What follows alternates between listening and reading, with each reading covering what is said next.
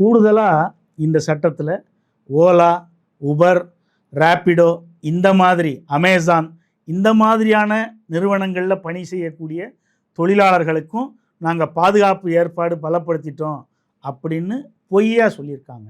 ஏன்னா நடைமுறையில் இப்போ அமேசானை எடுத்துக்கிட்டோம் அப்படின்னா அவருடைய ஓனர் யாருன்னா அமேசான் நிறுவனம் தான் அந்த தொழிலாளிக்கு ஓனர். ஆனால் நடைமுறையில் அப்படி இருக்கா? அமேசான் ஓனர் அப்படி தான் சொல்கிறாரா? அமேசான் ஓனர் என்ன சொல்கிறாரு? இவங்கெல்லாம் என்னோட பார்ட்னர் அப்படின்னு சொல்கிறாரு. அப்போ பார்ட்னர்னால் என்ன அர்த்தம்? பார்ட்னர்னால் சட்டத்தில் என்ன சொல்லியிருக்கு? ஈக்குவல் ஷேரிங் இருக்கணும். ஆனால் இங்கே அமேசானில் அப்படி தான் நடக்குதா? அங்கே வேலை செய்யக்கூடிய ஊழியர்கள் எல்லாம் ஈக்குவல் பார்ட்னர்ஷிப் தான் உங்களுக்கெல்லாம் வேலை பார்த்துட்ருக்காங்களா? கிடையாது. சட்டத்தில் ஏற்கனவே மாய்மாலம் பண்ணி ஏமாற்றி வச்சிட்ருக்குறாங்க.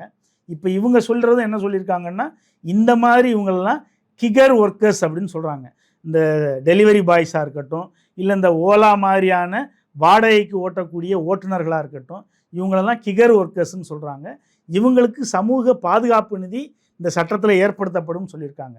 இதை எப்படி நடைமுறைப்படுத்த போகிறாங்க, இந்த பணத்தை எப்படி நம்ம கொண்டுட்டு வர போகிறாங்க, இதற்கான விஷயங்கள் எதுவுமே இதில் சொல்லப்படலை.